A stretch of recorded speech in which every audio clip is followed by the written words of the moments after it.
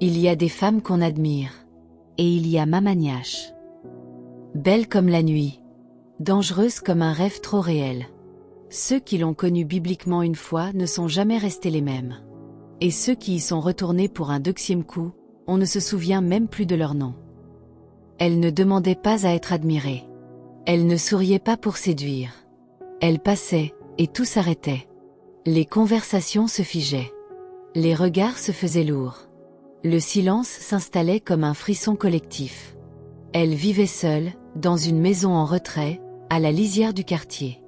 Un endroit que même les enfants évitaient après le coucher du soleil. Là-bas, les lampadaires ne brillaient jamais complètement. Leur lumière tremblotante donnait à la ruelle une allure de monde parallèle, entre rêve et cauchemar. Sa maison? Un vieux bâtiment à étages, entouré de murs couverts de lierre et de vieilles peintures rouges écaillées. À l'intérieur, disait-on, l'air sentait l'encens, les fleurs fanées, et autre chose. Une odeur qu'on ne connaissait pas mais qu'on n'oubliait jamais. Mamagnash était grande. Une silhouette imposante. Une peau d'ébène si sombre qu'elle semblait boire la lumière. Et puis ses hanches, 2 tambours parlants, disait-on. Une démarche lente, presque cérémoniale, comme si chaque pas obéissait à une ancienne mélodie qu'elle seule entendait. Les hommes du quartier la désiraient tous. Tous, sans exception. Elle ne faisait rien pour attirer, mais tout en elle appelait. Le mystère. La beauté. L'interdit. Certains avaient osé l'aborder. Des jeunes téméraires, des hommes mûrs, même des étrangers de passage. Mais aucun, vraiment aucun, n'y retourna une seconde fois. Et ce n'est pas parce qu'ils avaient été rejetés. Non. C'est parce que ceux qui osaient disparaissaient de la vie publique. Littéralement. Certains quittaient la ville. D'autres sombraient dans la folie douce. Il y en avait un certain Baba, qu'on retrouvait assis à longueur de journée devant la mosquée, les yeux perdus, murmurant des mots incompréhensibles. Pourquoi? Personne ne le disait. Mais les anciens, eux, murmuraient. Comme toujours, les anciens savent, mais ne parlent jamais directement. Elle porte une malédiction, disait-il à voix basse. La même que sa mère. Celle qui a été maudite par un esprit d'eau. Une histoire ancienne. Perdue dans le temps. On raconte que sa mère, une femme aussi belle que redoutée, avait charmé un esprit d'un fleuve sacré, sans le savoir. Elle l'avait aimé. Puis trahi. Et le fleuve, en retour, lui avait offert une descendance unique. Une fille bénie de beauté, mais marquée à vie. Un charme puissant, irrésistible, mais fatal pour ceux qui y cèdent plus d'une fois. Car chez Mamagnash, le danger n'était pas la première fois. Le piège, c'était d'y retourner. Et c'est là que réside toute l'épreuve. Car ce que tu goûtes chez elle une fois, tu voudras le revivre. Encore. Et encore. Mais tu ne pourras pas. Et c'est ce que Géraud, jeune mécanicien fraîchement arrivé du sud, allait apprendre à ses dépens. Un jour, alors que le soleil était encore haut mais que l'air portait déjà les ombres du soir, un nouveau venu arriva au quartier, Géraud. Jeune mécanicien, fort de bras, le torse souvent nu sous sa salopette, et surtout, la langue bien pendue. Il avait ce genre de sourire qui attire les regards, et cette assurance de ceux qui croient avoir déjà tout vu. Très vite, il entendit les murmures. Dans les ateliers, autour du thé brûlant, dans les gargotes poussiéreuses, les hommes parlaient encore de Mamagnash, à voix basse, comme on évoque un secret dangereux. Géraud, lui, éclata de rire. Une femme reste une femme, dit-il en tapant sur la table. Moi, je vais gérer ça. Elle va voir ce que c'est qu'un homme du Sud. Certains secouèrent la tête. D'autres lui lancèrent des regards inquiets. Mais personne ne tenta de l'arrêter. On ne retient pas quelqu'un qui pense qu'il est invincible. Le lendemain, à l'heure où les oiseaux cessent de chanter et que le vent devient immobile, Géraud se dirigea vers la maison à la lisière du quartier. Chaque pas qu'il faisait résonnait comme un avertissement. Les enfants jouaient encore un peu plus loin, mais aucun ne s'approcha. Les vieux, eux, faisaient semblant de ne pas voir. Il arriva devant le portail. Un vieux métal noirci, sculpté d'anciens symboles que personne ne savait vraiment lire. Il leva la main, et frappa. 1, 2, 3 coups. Lourd. Comme un défi. Le silence lui répondit. Puis, le grincement d'une serrure ancienne. Lentement, La porte s'ouvrit. Et là, elle apparut. Mamaniache. Debout.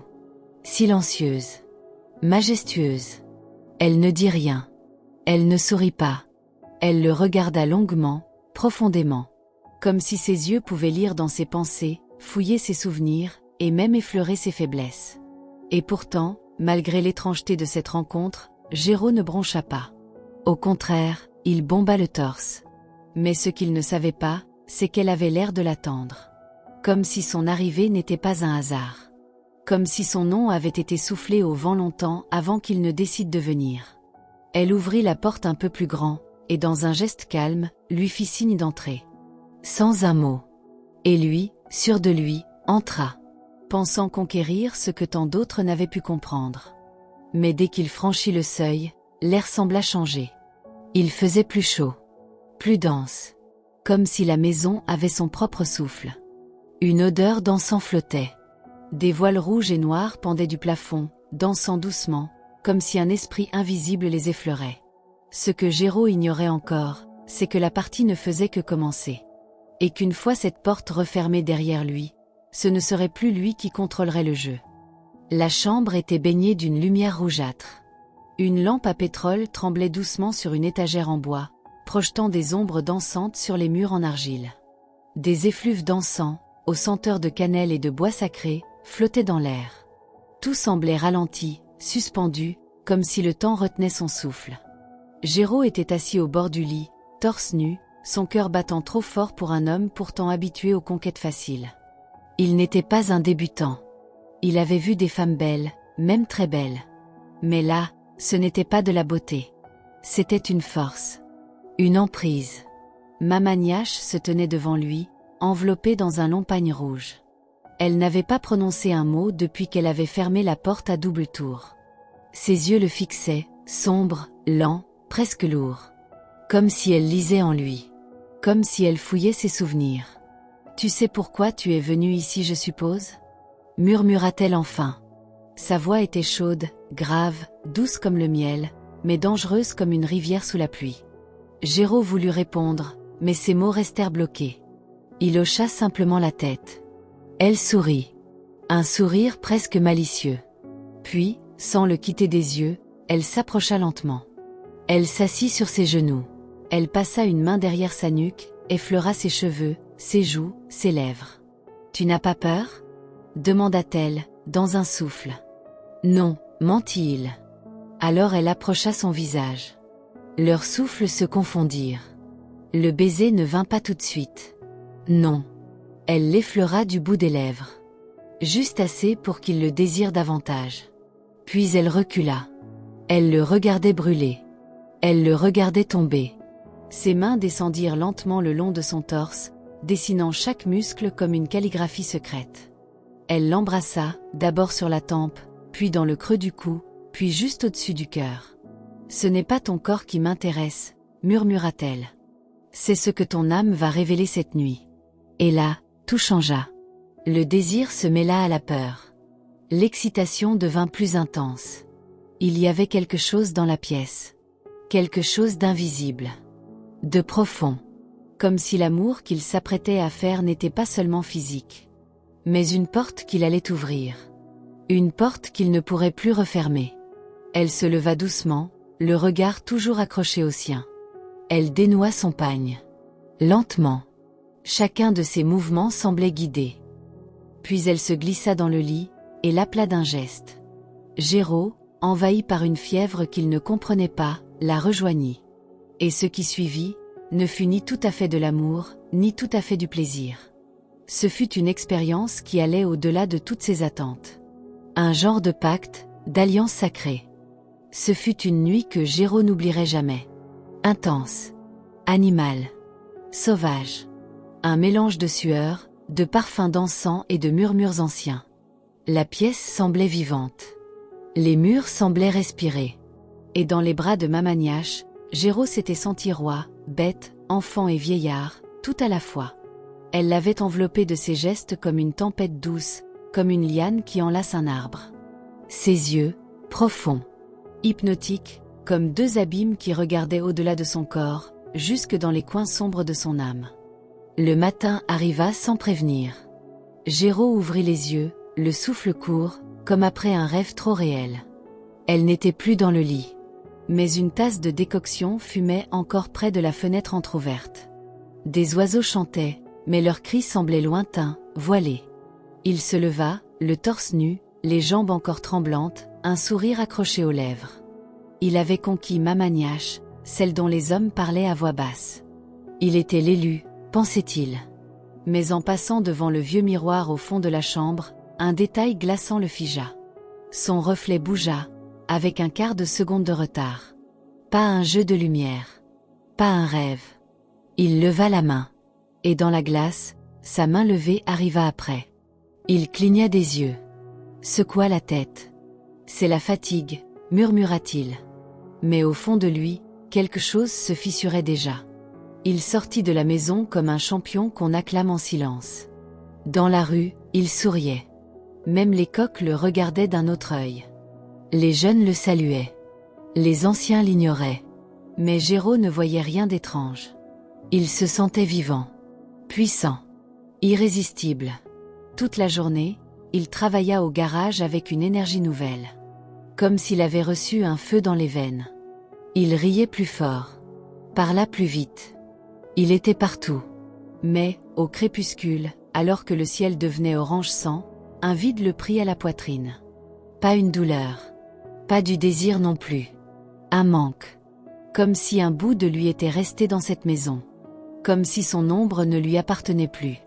Il tenta de l'ignorer. Mais le vide devint un vertige. Alors, sans vraiment y penser, il reprit le chemin de la maison à la lisière du quartier. Comme un aimant retourne à son pôle. Comme une mouche revient au piège sucré. Il frappa à la porte. Elle ouvrit. Sans un mot. Sans surprise. Comme si elle savait qu'il reviendrait. Et cette nuit-là, dans l'intimité rougeâtre de la pièce où les voiles dansaient encore au rythme d'un vent qui n'existait pas, Géraud commit l'erreur de sa vie. Il s'abandonna à elle une deuxième fois. Là où d'autres s'étaient arrêtés. Là où les anciens avaient averti. Ne couche jamais deux fois avec la fille de celle qui a été maudite. Le lendemain matin, il se leva, lentement. Le silence dans la pièce était si profond qu'on aurait pu entendre une larme tomber sur le sol poussiéreux.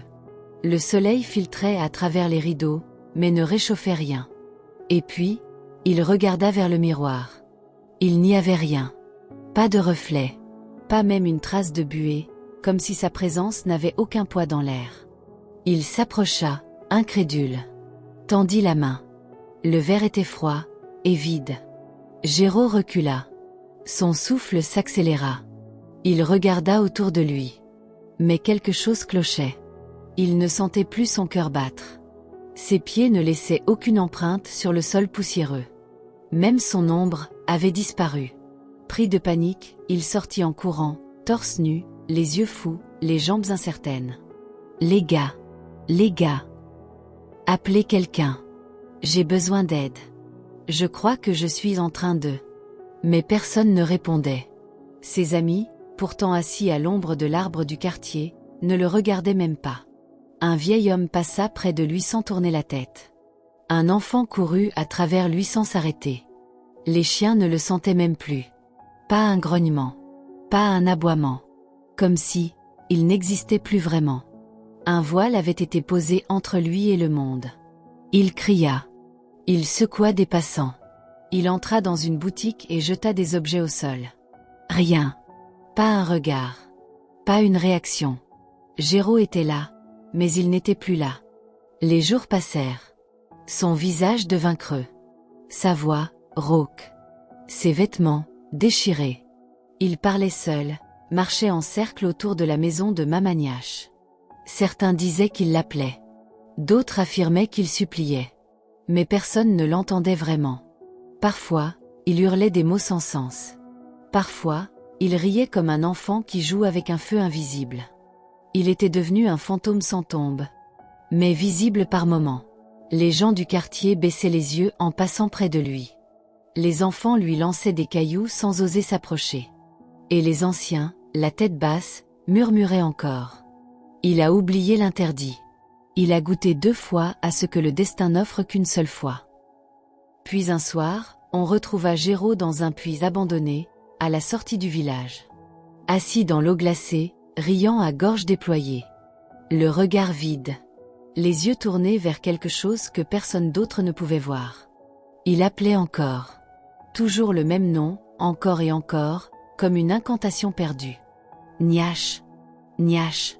Mama Niache. Toutefois, Mama Niache marchait toujours. Lentement. Gracieusement. À travers les ruelles poussiéreuses du quartier, là où les lampadaires tremblaient encore la nuit. Elle ne parlait pas. Elle n'en avait pas besoin. Son regard suffisait. Toujours drapée dans ses pagnes de soie noire, ses hanches dansaient au rythme d'un tambour que seuls les audacieux entendaient. Elle passait. Elle observait. Et parfois, elle souriait. Un sourire discret. Un frisson pour ceux qui la croisaient. Car tous savaient, quand Mama Niache te regardait, elle ne te voyait pas vraiment. Elle sentait. Elle jaugeait. Elle choisissait sa prochaine cible. Certains hommes, jeunes et pleins d'orgueil, la désiraient en silence. Ils riaient entre eux, lançaient des paris stupides, comme Géraud avant eux. Mais aucun n'osait vraiment. Car dans chaque coin du quartier, les murs murmuraient encore son histoire. Et les anciens, ceux qui savaient, disaient simplement « Coucher avec elle, c'est goûter au paradis. Mais le goûter 2 fois, c'est oublier qu'on n'a jamais existé. » Et quand la nuit tombait et que le vent soufflait, on entendait parfois, tout au fond du puits, le rire d'un homme oublié. Et un nom, répété comme un chant lointain. Mama Niache. Mama Niache. Si ce conte vous a touché, laissez un like, abonnez-vous à Univers des Contes et dites-nous en commentaire de quel pays vous nous suivez.